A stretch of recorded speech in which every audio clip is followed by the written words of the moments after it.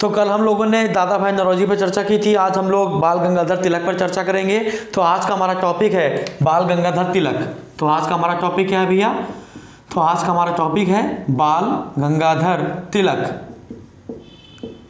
और आप लोग बिल्कुल परेशान मत होइए, आपके लिए ही सारा काम चल रहा है। सारे इतिहास के वीडियो तैयार किए जा रहे हैं, मिडिवल हिस्ट्री की वीडियो तैयार हो चुके हैं, शूट हो चुके हैं सारे।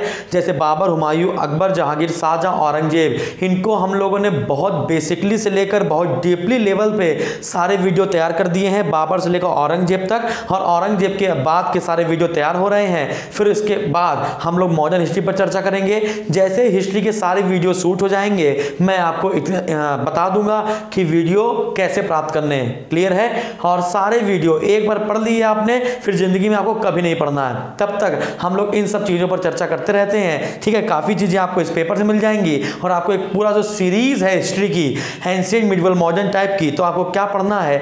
एंशिएंट हिस्ट्री पढ़नी है कि मिडिवल पढ़नी है कि मॉडर्न पढ़नी है? आपको जो भी वीडियो पढ़नी होगी आप हमें मैसेज करेंगे और आपका वो लिंक आपके पास पहुंच जाएगा और आराम से उस वीडियो को एंजॉय करेंगे। एक एक चीज हमने बारीकी से उसमें पढ़ाई है। चलिए बात करते हैं बाल गंगाधर तिलक पर। बाल गंगाधर तिलक का जन्म हुआ था 23 जुलाई 1856 को महाराष्ट्र के रत्नागिरी में। महाराष्ट्र के रत्नागिरी में एशिया की सबसे बड़ी ऑयल रिफाइनरी खोली जा रही है। तो हम लोग ने क्या बताया? हमने आपको बताया कि बाल गंगाधर तिलक का जन्म हुआ था 23 जुलाई 1856 को महाराष्ट्र के रत्नागिरी में। 23 जुलाई 1856 को महाराष्ट्र के रत्नागिरी में। और महाराष्ट्र के रत्नागिरी में ही एशिया की सबसे बड़ी ऑयल रिफाइनरी खोली जा रही है। एशिया की सबसे बड़ी ऑयल रिफाइनरी खोली जा रही है। इन्होंने बचपन में, है ना, इन्होंने बचपन में पढ़ाई लिखाई से ज़्यादा नाता नहीं था, लेकिन इनको पढ़ने का बहुत शौक था। तो इन्होंने सन 1900 में अपने दोस्त आगरकर के साथ मिलकर न्यू पूना इंग्लिश स्कूल खोला था। तो इन्होंने 1900 में अपने दोस्त आगरकर के साथ मिलकर, आगरकर और बाल गंगाधर तिलक ने मिलकर एक नया स्कूल खोला था जिसका नाम था न्यू इंग्लिश पूना स्कूल, ठीक है। तो बाल गंगाधर तिलक ने अपने दोस्त आगरकर के साथ मिलकर न्यू पूना इंग्लिश स्कूल की स्थापना की थी। आगे बढ़ते हैं। इन्होंने लोगों में देशभक्ति को जगाने के लिए 1893 में गणेश फेस्टिवल, गणेश उत्सव मनाना शुरू किया था। आप देखते हैं महाराष्ट्र का सबसे बड़ा त्यौहार होता है गणेश विसर्जन, और उसमें सबसे ज़्यादा भीड़ लगी होती है और उस दिन छुट्टियां भी दे दी जाती हैं लोगों को, ठीक है। तो 1893 में गणेश उत्सव मनाना शुरू किया था। जब देखा सभी लोग एक हो चुके हैं, तब 1895 में इन्होंने लोगों को तीर तलवारबाजी, गोली चलाना, ये सब सिखाना शुरू कर दिया। मतलब 1895 में शिवाजी उत्सव मनाना शुरू कर दिया था, छत्रपति शिवाजी उत्सव। तो बाल गंगाधर तिलक ने 1893 में गणेश उत्सव और 1895 में शिवाजी उत्सव मनाना शुरू किया। आगे चलते हैं। इन्होंने दो पत्रिकाएं निकाली, है ना। एक पत्रिका का नाम था केसरी और एक पत्रिका का नाम था मराठा। एक पत्रिका का नाम था केसरी और एक पत्रिका का नाम था मराठा। जो केसरी पत्रिका है वो मराठी भाषा में है और जो मराठा पत्रिका है वो अंग्रेजी भाषा में है। तो जो केसरी पत्रिका है वो मराठी भाषा में है और जो मराठा पत्रिका है वो अंग्रेजी भाषा में है। केसरी पत्रिका में इन्होंने एक टाइटल लिखा था, भारत का दुर्भाग्य, है ना, भारत की दुर्दशा या भारत का दुर्भाग्य। तो केसरी पत्रिका में इन्होंने भारत की दुर्दशा या भारत का दुर्भाग्य नाम का एक शीर्षक लिखा, जिसमें इन्होंने अंग्रेजी सरकार की गलतियां बताई। और गलतियों के साथ साथ इन्होंने 30 अप्रैल 1908 का जो कांड हुआ था उसके बारे में भी लिखा और उसमें भी अंग्रेजों की गलतियां ही बताई थी। अब 30 अप्रैल 1908 का वो कांड क्या था जो बाल गंगाधर तिलक ने लिखा था? अब एक और क्वेश्चन कि बाल गंगाधर तिलक ने भारत का दुर्भाग्य या भारत का दुर्दशा नाम से जो शीर्षक लिखा और इसके बाद इनको जेल हो गई। तो भारत में पत्रकारिता के कारण जेल जाने वाले पहले भारतीय बाल गंगाधर तिलक बने। तो अगला क्वेश्चन क्या बनता है? पत्रकारिता के कारण जेल जाने वाले, पत्रकारिता के कारण जेल जाने वाले यह पहले भारतीय थे। यह पहले भारतीय थे, पहले भारतीय थे। तो आपको ये याद रखना पड़ेगा कि पत्रकारिता के कारण जेल जाने वाले पहले भारतीय कौन हो गए, तो आंसर है बाल गंगाधर तिलक। अब इन्होंने पत्रिकाएं कौन कौन सी हैं, केसरी और मराठा। केसरी पत्रिका में इन्होंने भारत की दुर्दशा या भारत का दुर्भाग्य नाम का एक शीर्षक लिखा, जिसमें 30 अप्रैल 1908 का एक कांड लिखा गया और अंग्रेजी सरकार की गलतियां बताई थी, जिसके लिए इन्हें 6 वर्ष के लिए म्यांमार की मांडले जेल भेज दिया गया था। ठीक है ना। अब जेल में रहकर बेचारे क्या करते, तो जेल में रहकर ये सलाखें तो गिनेंगे नहीं, है ना। तो जेल में रहकर इन्होंने बहुत सारी किताबें पढ़ी, वेद पढ़े, उपनिषद पढ़े, है ना, गीता पढ़ी, रामायण पढ़ी, बहुत सी किताबें पढ़ी। और इन किताबों को पढ़ने के बाद इन्होंने अपनी 2 किताबें लिखी उसी जेल के अंदर। स्क्रीनशॉट लीजिए जल्दी से, इसका ले लिया होगा। चलिए, तो पत्रकारिता के कारण जेल जाने वाले ये पहले भारतीय बने। इन्हें 6 वर्ष के लिए म्यांमार की मांडले जेल भेज दिया गया था। लिखते हैं भाई, इन्हें 6 वर्ष के लिए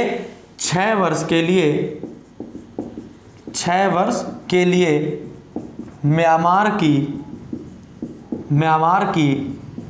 मांडले जेल भेज दिया गया था।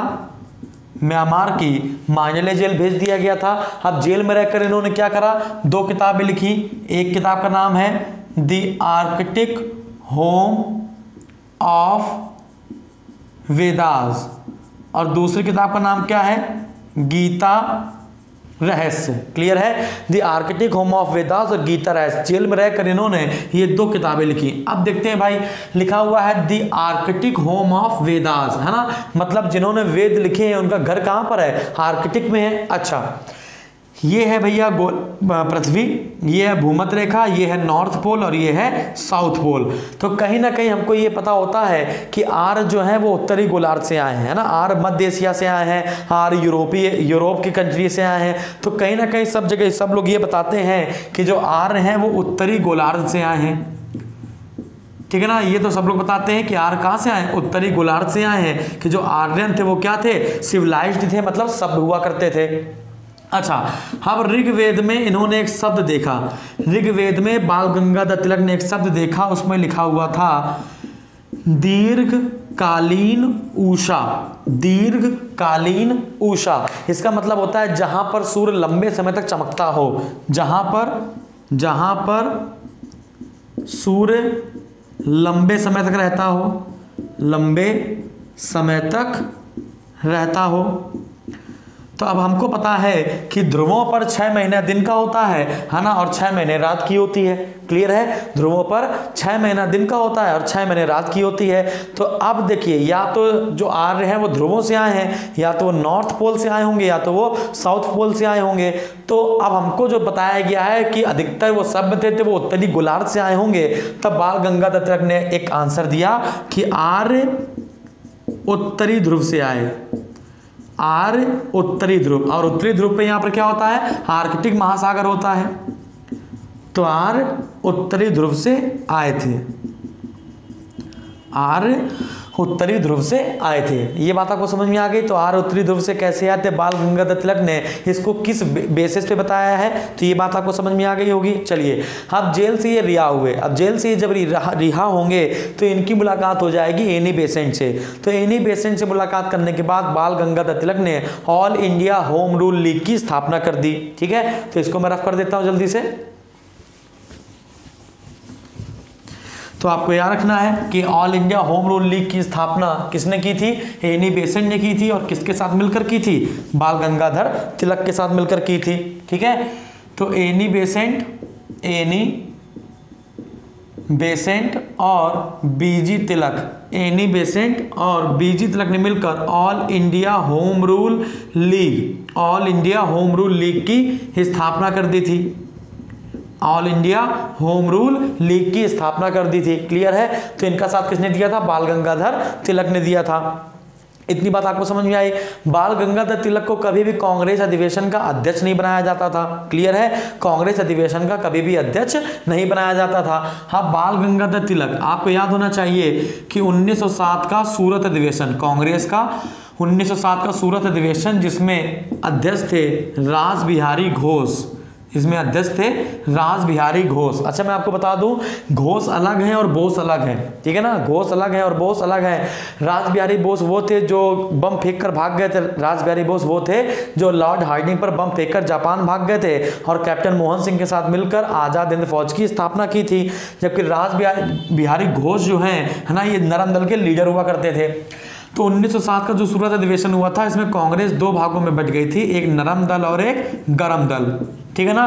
फिर 1916 के लखनऊ अधिवेशन में, 1916 के लखनऊ अधिवेशन में अध्यक्षता की थी एसी मजूमदार ने, अंबिका चरण मजूमदार में बाल गंगाधर तिलक की सहायता से गरम दल, नरम दल, बाल गंगाधर तिलक की सहायता से गरम दल, नरम दल और मुस्लिम लीग ये सभी एक हो गए थे और मुस्लिम लीग के पृथक निर्वाचन की मांग को स्वीकार कर लिया गया था। किसकी सहायता से भैया?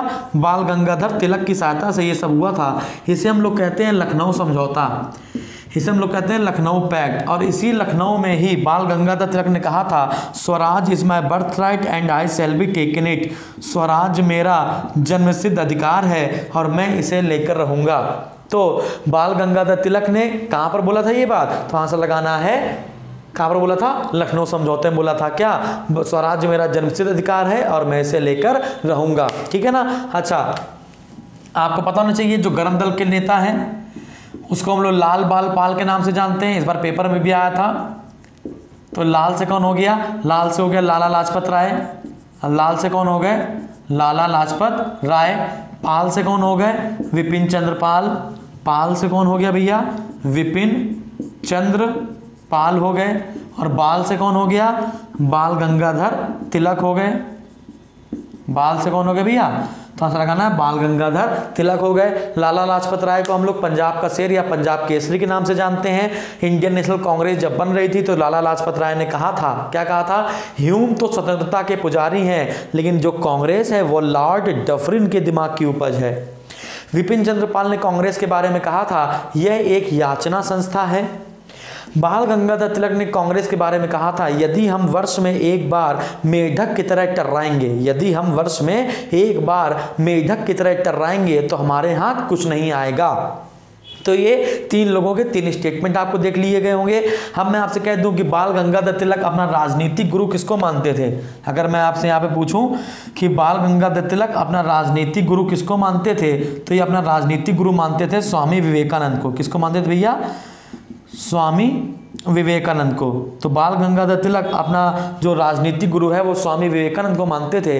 अब जो स्वामी विवेकानंद है उनका असली नाम क्या है? नरेंद्र नाथ दत्त। स्वामी विवेकानंद का असली नाम क्या है भैया? नरेंद्र नाथ दत्त। अब नरेंद्र नाथ दत्त को स्वामी की उपाधि किसने दी थी? तो महाराजा खेतड़ी ने। किसने दी थी भैया? महाराजा खेतड़ी ने। तो महाराजा खेतड़ी ने, है ना, विवेकानंद को स्वामी कहकर पुकारा था या स्वामी विवेकानंद कहकर पुकारा था। चलिए आगे बढ़ते हैं। बाल गंगाधर तिलक के बारे में ही हम लोग आगे बढ़ते हैं कि एक व्यक्ति था जिसका नाम था वैलेंटाइन शिरोल। क्या नाम था भैया? वैलेंटाइन शिरोल। वैलेंटाइन डे नहीं है, वैलेंटाइन शिरोल है। वैलेंटाइन शिरोल ने एक किताब लिखी थी, इसका नाम था इंडिया अनरेस्ट, भारत में अशांति। तो जब उसने इंडिया अनरेस्ट नाम की किताब लिखी तो उसमें दो लोगों को बताया कि भारत तो शांति प्रिय देश है, भारत में अशांति फैलाने का काम सिर्फ दो लोग करते हैं। तो जो सबसे पहले बताया था उनका नाम था दयानंद सरस्वती और दूसरे नंबर पर आ गए थे बाल गंगाधर तिलक। तो वैलेंटाइन शिरोल ने जब ये बात कही थी तो बाल गंगाधर तिलक को ये बात बहुत खराब लग गई थी, तो इनको कांग्रेस का अध्यक्ष भी चुना जाना था, लेकिन ये चले गए थे लंदन। ठीक है ना, लंदन चले गए। ठीक है, तो इतनी बात आपको समझ में आ गई होगी, इसको जल्दी से नोट कर लीजिए, रफ कर दूं मैं इसको। चलिए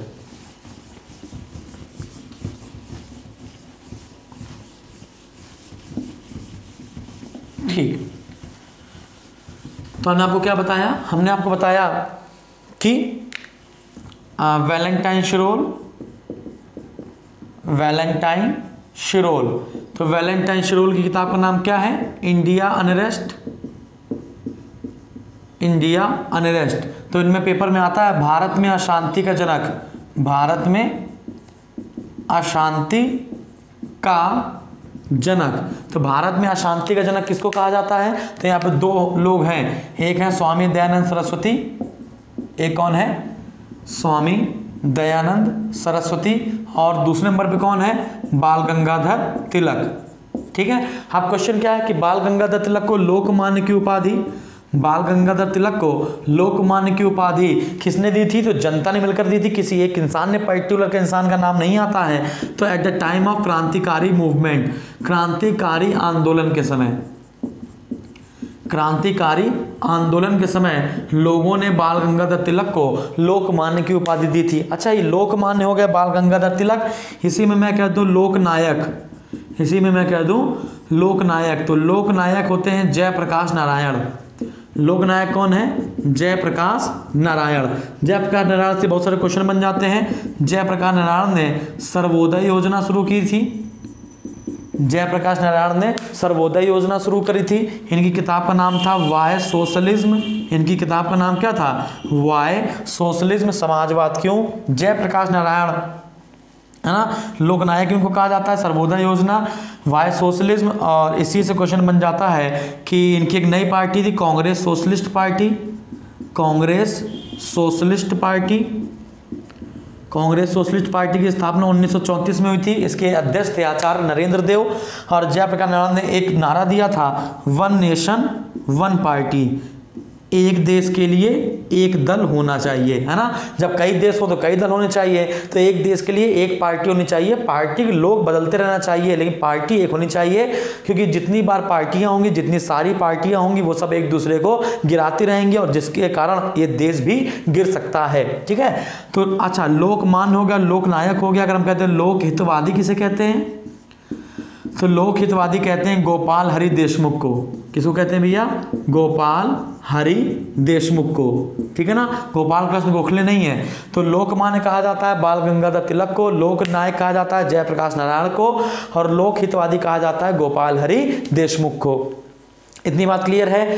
फिर बाल गंगाधर तिलक जब थोड़े से बूढ़े हो गए, इनकी थोड़ी सी तबीयत खराब होगी, तब ये शिरडी के साईं बाबा के पास गए और शिरडी के साईं बाबा से पूछते हैं कि क्या प्रभु मैं जीते जी अपने देश की आज़ादी देख पाऊंगा? शिरडी के साईं बाबा ने मुस्कुराया और मुस्कुराने के बाद इनको वापस भेज दिया।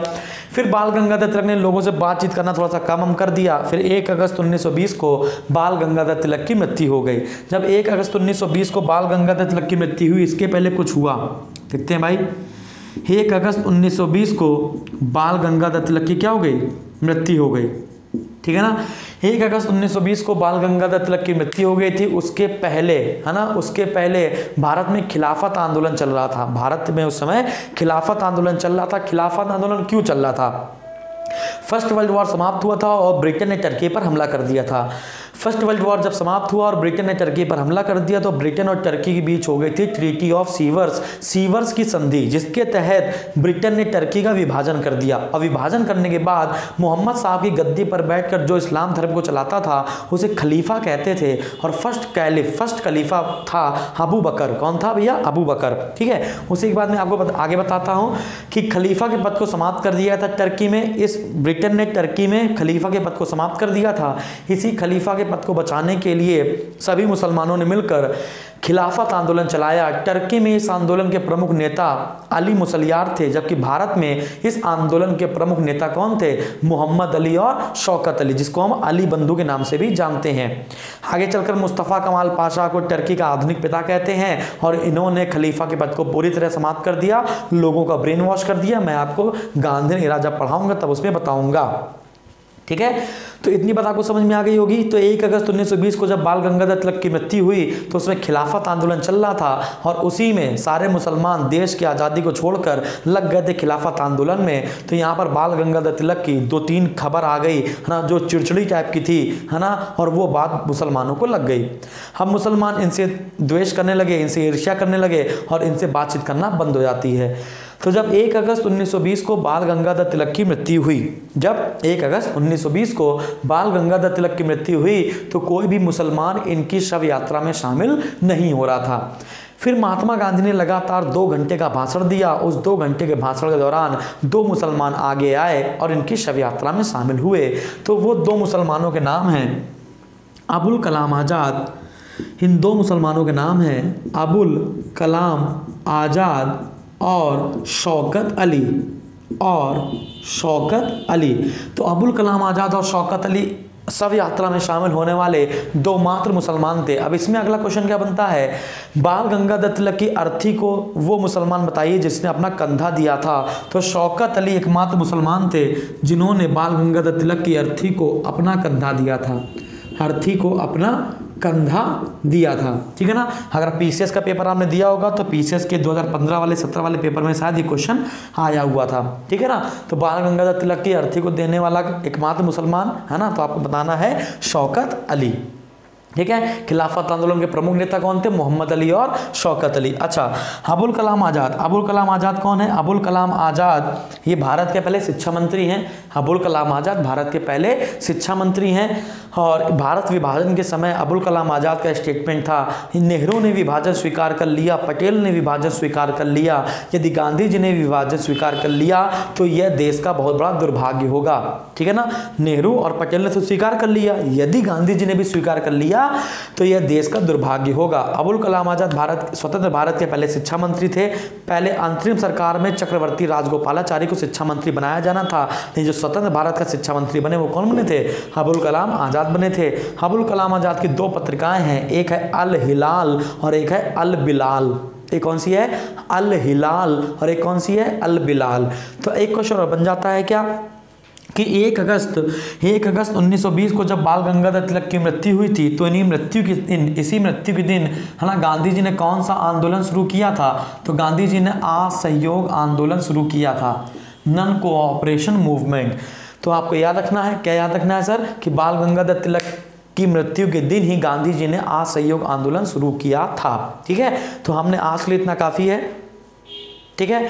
और आपको इसी प्रकार से दिलचस्प वीडियो मिलते रहेंगे और आपको इतनी जानकारी, इससे कई गुनी जानकारी आपको मिलती रहेगी। बने रहिए मेरे साथ। Thank you.